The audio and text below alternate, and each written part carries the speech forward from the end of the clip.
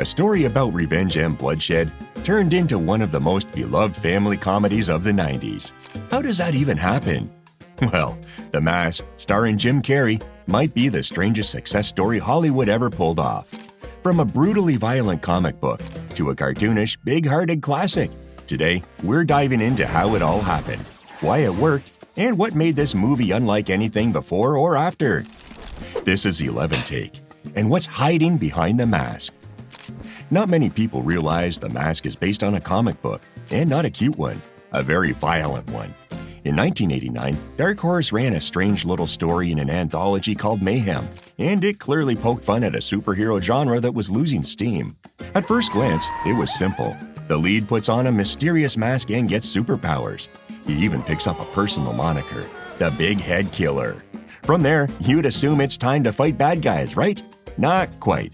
Stanley Ipkiss, that's our protagonist, goes after everyone who ever humiliated him, up to and including his grade school teacher, whom he kills in front of the kids. Yeah, that's a very different Stanley Ipkiss than the one I'm used to, right, Jim?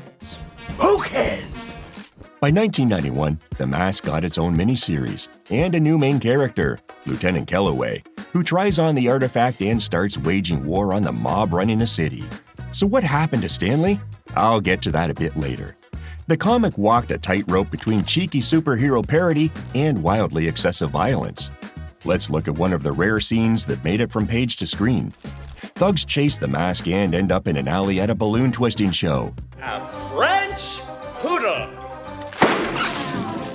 Sorry, son, the dog was rabid, had to put it down. In the film, that turns into a Tommy gun gag, and the bad guys retreat. In the comic, those bullets actually find their targets. Or take two less than honest auto mechanics. They get an exhaust pipe shoved right up there. Well, you get it. On the page, Stanley doesn't stop halfway. He rams it all the way in. 30 years ago, readers really dug this kind of crazy superhero send-up. So the comics creator, Mike Richardson, started pitching studios on a movie version. At the time, dark comedies were hot in Hollywood. Tim Burton's Gothic run was taking off. The natural home for an adaptation was New Line Cinema, young, bold, willing to gamble on risky projects and see them through, no matter what. If you saw the first Teenage Mutant Ninja Turtles, you remember. Cowabunga! Pretty tough movie despite the full bodysuits. That was New Line's doing.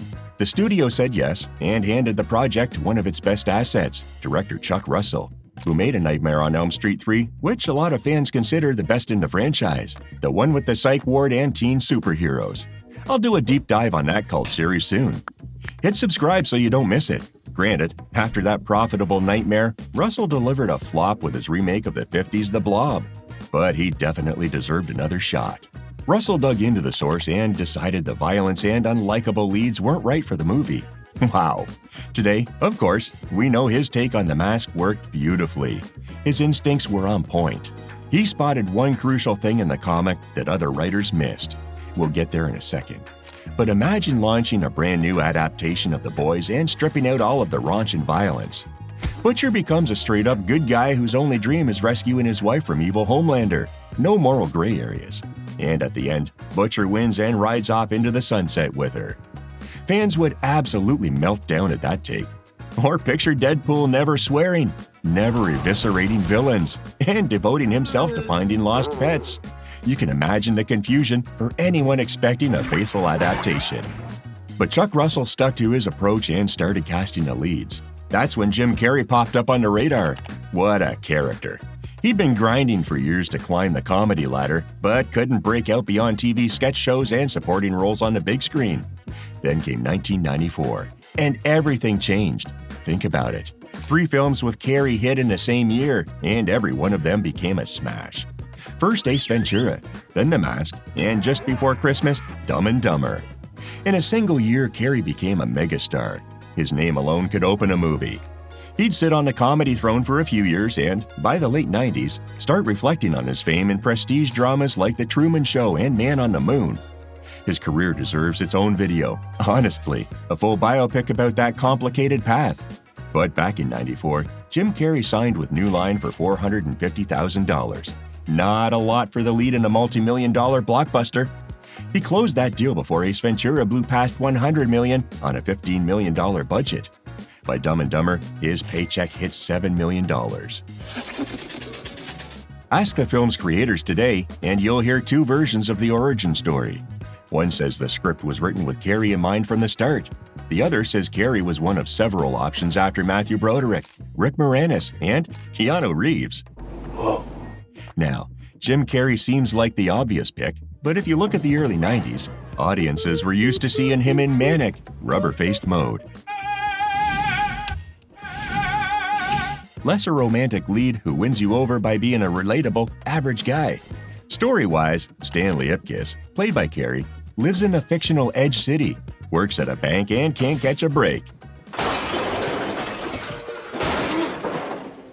The opening is engineered to maximize empathy, remind you of awkward moments and little humiliations, then roll into the sweet revenge. I think he wants to communicate.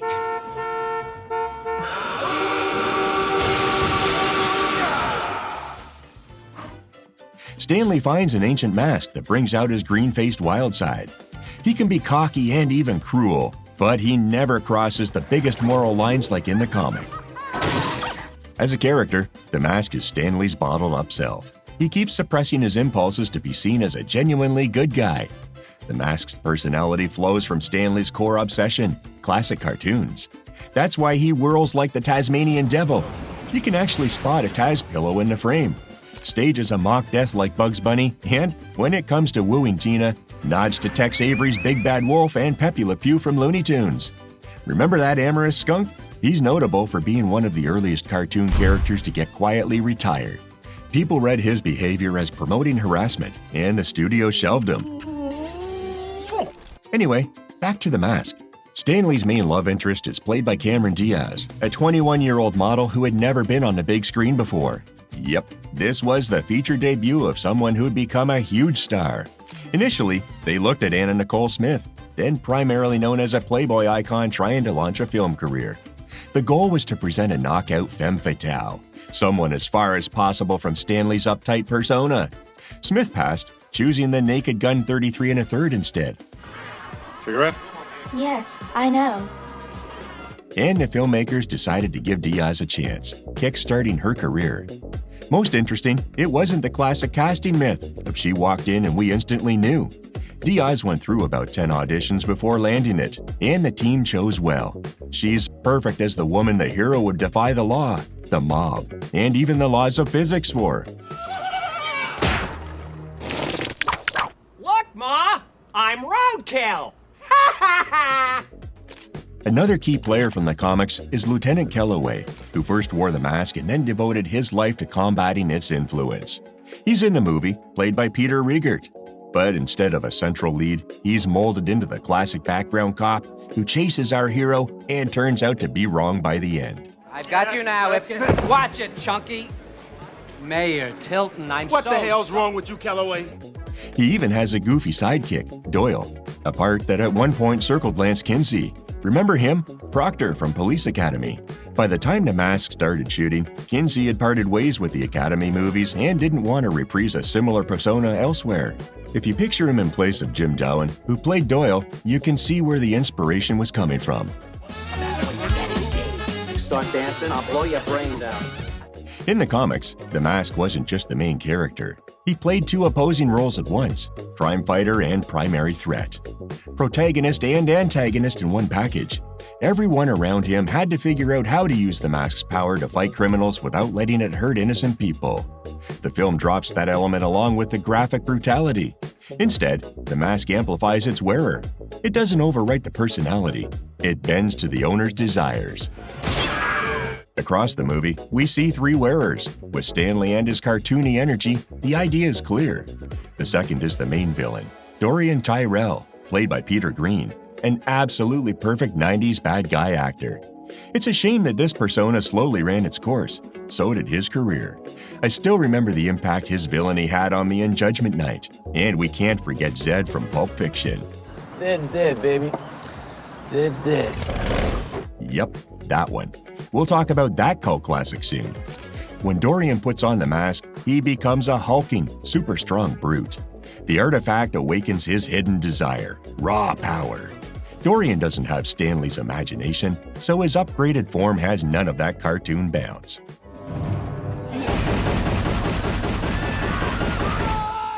So where do the mask's powers come from? The film and the comics split ways again. On the page, it was an object of worship among South American tribes. In the film, it's part of the wardrobe of the Norse god Loki. Who's Loki? If the Marvel boom did us any favors, it was popularizing Norse mythology. In the movie's rules, the mask belonged to Loki, the god of mischief, and it only works at night. Another bit written specifically for the screen. The first draft even opened with Vikings arriving in North America and burying the mask where, centuries later, an unnamed diver, and eventually Stanley, would find it. They cut that to keep the setup from dragging. Why show Vikings if our hero's going to Dr. Newman anyway to get the full info dump? On to the third wearer, Milo, an irresistibly charming Jack Russell Terrier, also created just for the film.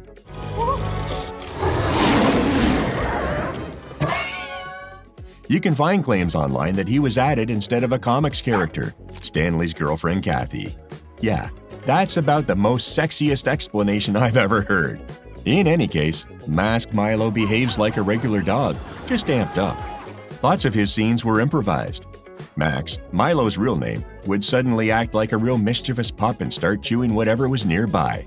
There's a moment where he randomly decides to gnaw the frisbee Stanley uses to scrape up money. That was pure improv. And the improvising didn't just come from the dog. Jim Carrey himself ad-libbed a ton. For example, this one. Sorry, wrong pocket. The whole crew said working with Carrey was a pleasure. His career was rising, he had big ambitions and a great mood. The crushing weight of stardom hadn't set in yet. He'd sit for 4 hours in the makeup chair without complaint. Years later, the Grinch would test that patience a lot more. He riffed, he played, and, as the VFX folks like to say, he saved the budget. Because of his physicality and fully cartoon behavior, he looked so perfect and natural in green face that they didn't need to pile on extra effects to make him seem more exaggerated. Speaking of effects, The Mask is one of the best showcases of 90s CGI. Remember that phase where every blockbuster tried to blow your mind with digital wizardry and it often looked off? The Mask is so visually organic, you don't even feel like nitpicking the imperfect bits. Why is that? ILM did the work, the same shop George Lucas founded, and the same team that, a year earlier, gave us those jaw-dropping dinosaurs in Jurassic Park.